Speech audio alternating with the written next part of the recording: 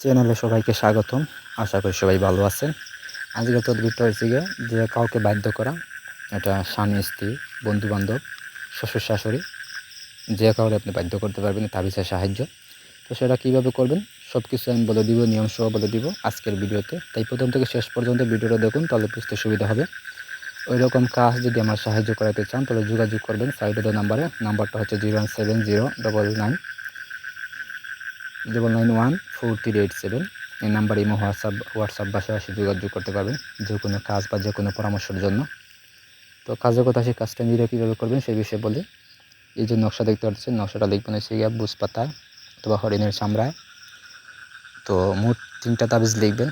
তাবিজ লিখবেন হচ্ছে গিয়ে জাফরান, মেশক, দুধগাছ রস, গুরুচেনা, কামসিঁদুর একসাথে মিক্স করে কালি তৈরি করে ওই কালি দিয়ে লিখবেন।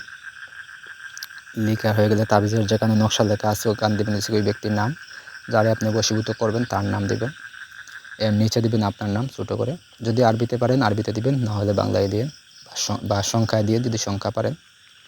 তো দিয়ে আপনি লিখবেন হচ্ছে রোজ মঙ্গলবারে, শনিবারে, এই 2 দিন ভিতরে যে কোনো একদিন লিখবেন।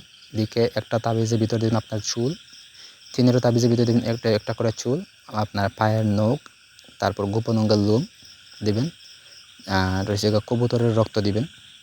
ঠিক আছে, দিয়ে আপনি তাবিজগুলো বাঁধবেন, বেঁধে মাদুলিতে পরবেন। পরে একটা তাবিজ আপনি গুরুস্থানে যাবেন, গিয়ে নতুন যে কবরস্থান আছে বা মানুষ যেখানে রাখা হয়েছে, নতুন মাটি দেওয়া হয়েছে কবর, সেই 2 কবরের মাঝ বরাবর স্থানে বা এক কবরের ঠিক বুক বরাবর স্থানে একটা তাবিজ পুঁতে দিবেন।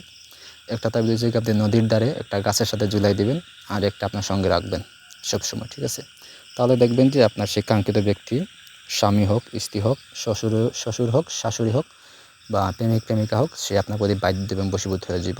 মানে অবাধ্য যদি কেউ থাকে সেটাও বাধ্য হয়ে যাবে। কোনো সন্তান যদি অবাধ্য থাকে সেই সন্তানকেও আপনি বাধ্য করতে পারবেন তাবিজের সাহায্য।